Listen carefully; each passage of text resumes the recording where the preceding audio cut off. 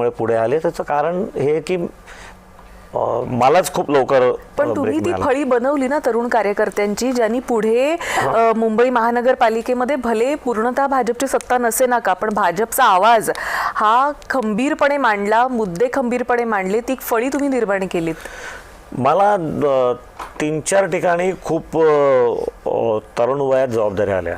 जसं मी नगरसेवक पण लवकर झालो, मग महापालिकेमध्ये सुद्धा गटनेता बऱ्यापैकी तरुण वयात झालो आणि त्यामुळे स्वाभाविकपणे एक माझ्या पुढची एक टीम येत गेली.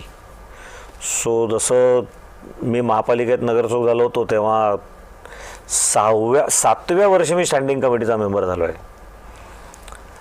तर मग मी जेव्हा गटनेता झालो 7व्या वर्षी, तेव्हा मी तेव्हाचे आमचे मुंबईचे अध्यक्ष होते, त्यांना म्हटलं की अहो हे मला स्वतःला एवढी उशिरा संधी दिली गेली, तर फक्त सिनियरिटी बघणं हे योग्य नाही.